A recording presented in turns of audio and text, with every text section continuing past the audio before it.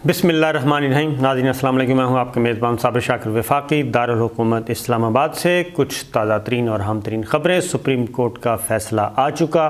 Supreme court ने अपने फ़ैसले में एग्जैक्ट क्या क्या कहा है, किस को क्या हुक्म दिया है, ये मैं आपको डिटेल्स आपको बता देता हूँ कि ये टोटल 10 सफ़हात पर मुश्तमिल है जी। शॉर्ट ऑर्डर मुख्तसर हुक्म 10 सफ़हात पर मुश्तमिल है, लेकिन इसमें जो पहले 5 सफ़हात हैं उसमें तो टाइटल है और जो वकील अपेयर हुआ और जितने भी वकला ने दलाइल दिए और जो फ़रीक बनाए गए थे मुख्तलिफ़ इस पेटिशन में, उन सब का ज़िक्र है और वो कोई उसमें ख़बरियत वाली बात नहीं है, इसलिए उसका मैं सिर्फ तस्करा ही कर रहा हूँ।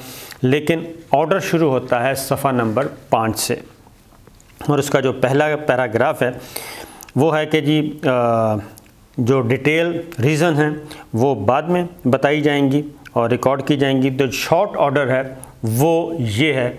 अब शॉर्ट ऑर्डर में पहले तो मुख्तसरन आपको बता दूं, उसके बाद फिर आगे अहकामात दिए हुए हैं सुप्रीम कोर्ट ऑफ पाकिस्तान ने।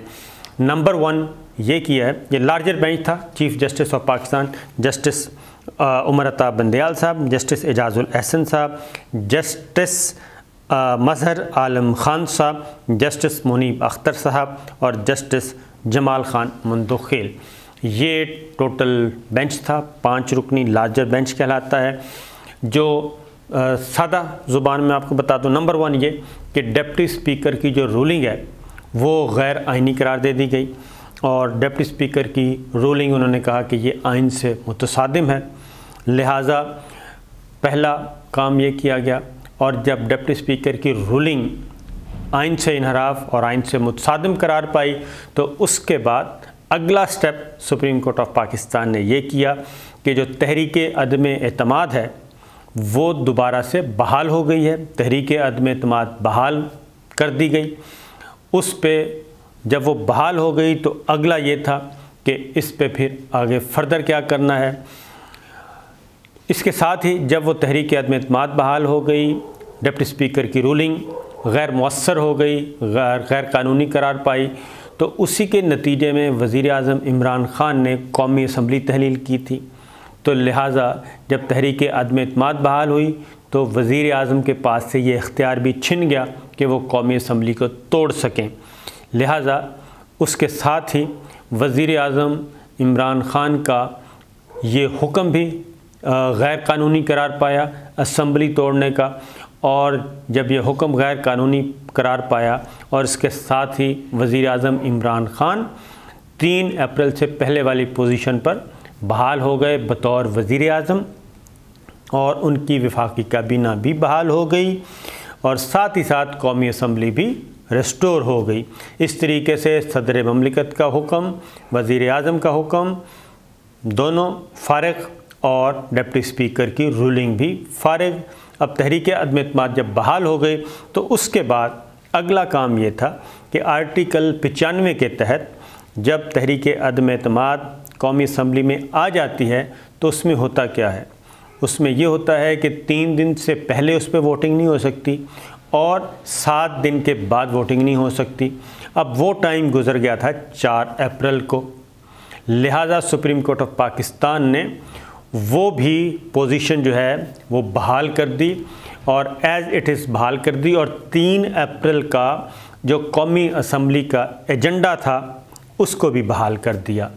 3 अप्रैल का जिस दिन ये वाक़या हुआ और डिप्टी स्पीकर ने रूलिंग दी पिछले इतवार को, तो वो भी अज़ खुद सुप्रीम कोर्ट ऑफ पाकिस्तान ने कहा कि वो भी बहाल हो गया एजेंडा 3 अप्रैल का।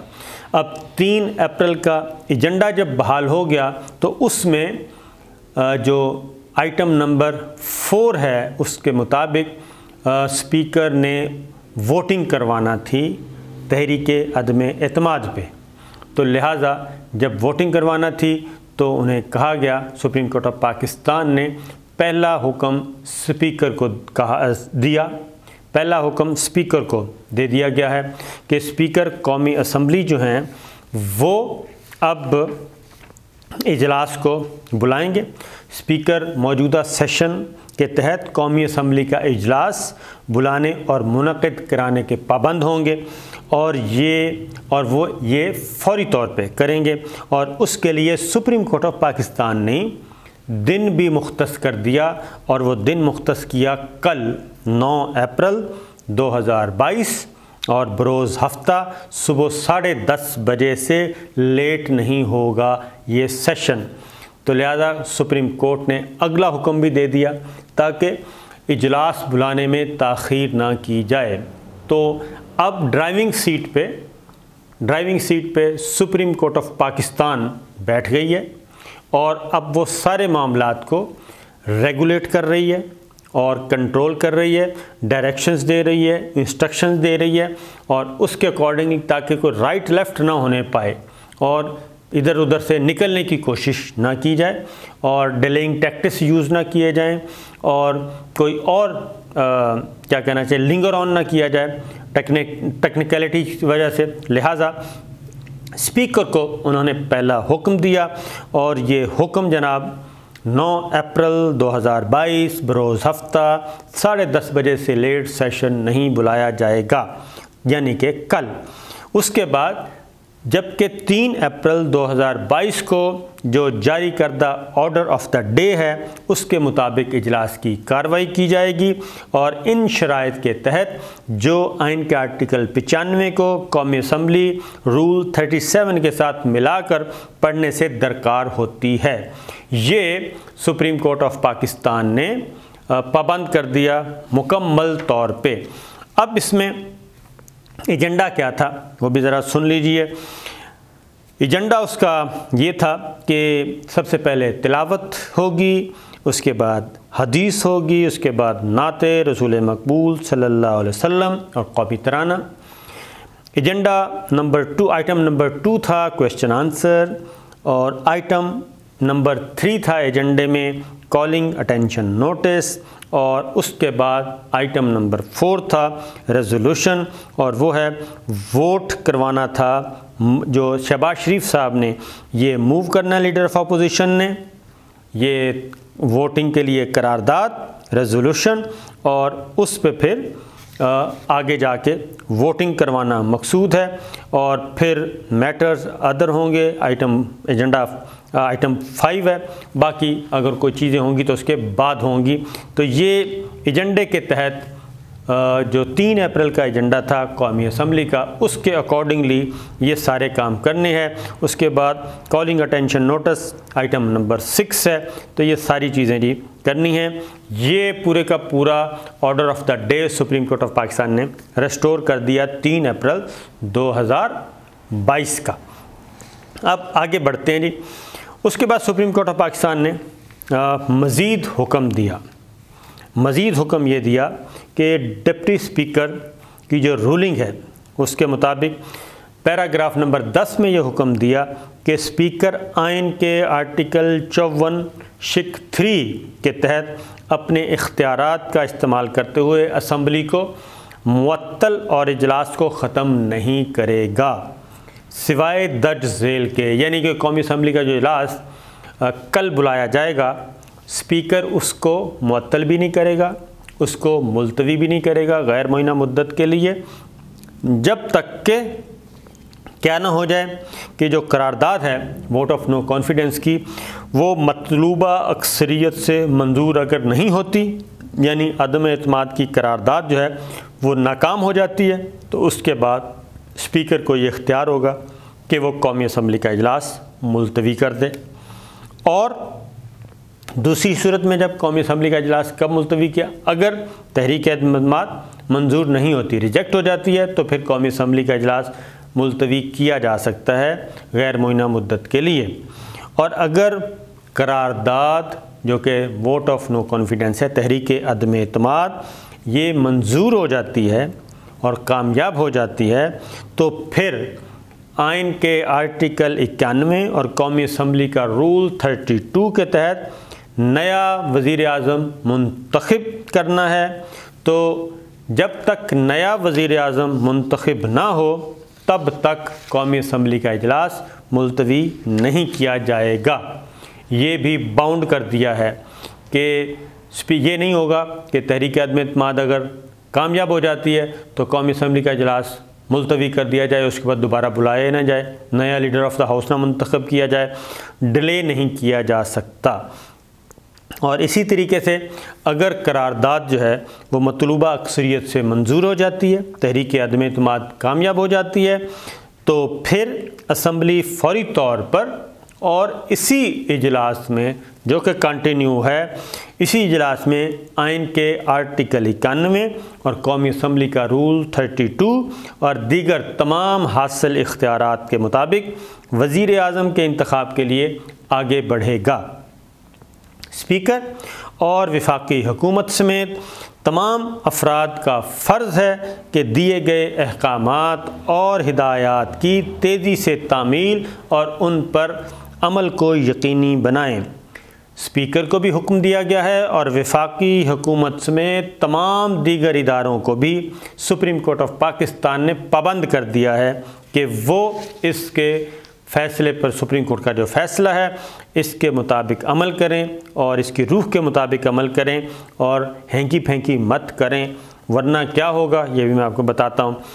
और आइनी पटिशन नंबर 2 2021 पैराग्राफ 12 है, उसमें ये कहा गया है कि हुकूमत की तरफ से कराई गई अटॉर्नी जनरल की यकीन दहानी अदालती हुक्म के तौर पर लागू होगी और वफाकी हुकूमत किसी भी तरह से कौमी असम्बली के किसी रुकन के रास्ते में कोई रुकावट या मुदाखलत नहीं करेगी जो बुलाए गए इजलास में शिरकत करना चाहते हों और अदम एतमाद की करारदाद में हिस्सा लेना चाहते हों और अपना वोट डालना चाहते हों, यानी किसी भी रुकने कौमी असम्बली को वफाकी हुकूमत या उसका कोई भी इदारा ये रोकेगा नहीं, किसी किस्म की रुकावट खड़ी नहीं करेगा, कोई हर्डल क्रिएट नहीं करेगा, उसको अरेस्ट नहीं करेगा, उसको पकड़ेगा नहीं कि ताकि वो वोट डालने ना जा सके। उसके वोट को हर सूरत में यकीनी बनाना है। ये सुप्रीम कोर्ट ऑफ पाकिस्तान का हुक्म है वफाकी हुकूमत को और उसके मुतल्लिका इदारों को। आगे मज़ीद हुक्म दिया गया है कि अदालत के इस हुक्म का इतलाक़ करारदाद पर वोटिंग के सिलसिले में, यानी कि तहरीक अदम एतमाद के सिलसिले में, वोटिंग के सिलसिले में, और इसके बाद अगर ऐसा हो तो वज़ीर आज़म के इंतखाब के सिलसिले में भी होगा।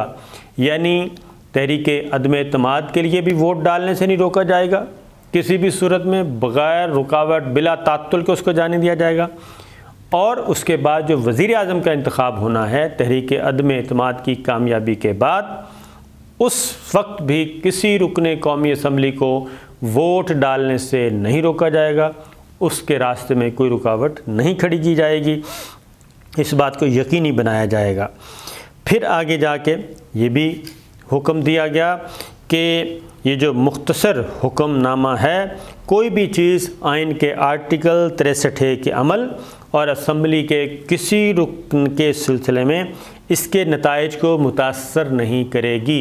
यानी अगर कोई रुकन फ्लोर क्रॉसिंग करता है, लोटा करेसी करता है और पार्टी डिसिप्लिन के ख़िलाफ़ जाता है, तो उसके ख़िलाफ़ जो कार्रवाई है आर्टिकल 63 के तहत वो हो सकती है। उस सिलसिले में किसी किस्म की कोई रुकावट नहीं है।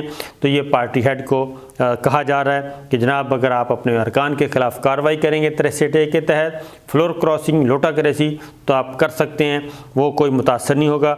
और अगर वो करारदाद पर यानी कि तहरीक अदम एतमाद पर या इसके बाद वज़ीर आज़म के इंतखाब पर अपना वोट कास्ट करता है पार्टी डिसिप्लिन के ख़िलाफ़, तो इस सूरत में जबकि उसका ये कदम जो है वो लोटा करेसी और फ्लोर क्रॉसिंग की सूरत के आ जाता है ज़िमन में, तो फिर उसका ये इक़दाम आर्टिकल 63A के मफ़हूम के मुताबिक अपनी सियासी पार्टी से इनहराफ के मुतरादिफ होगा।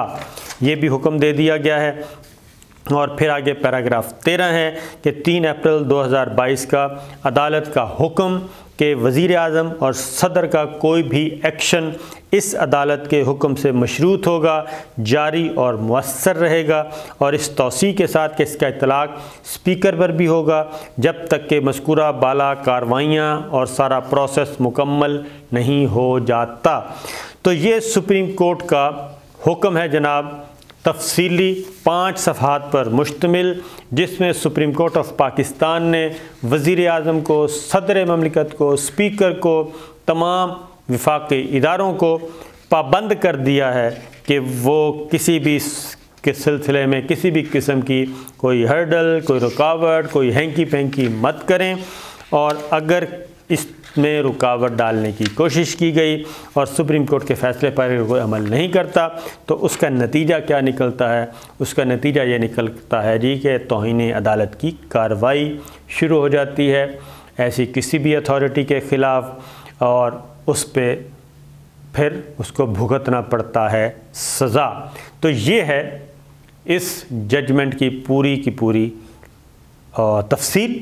ये 5 सफ़हात पे तफसीली फ़ैसला भी जारी करना है। लार्जर बेंच फ़ैसला दे चुका है, तो मैंने कहा आपको ज़रा बिल्कुल एग्जैक्ट बता दूं कि सुप्रीम कोर्ट के इस फ़ैसले में क्या कहा गया है।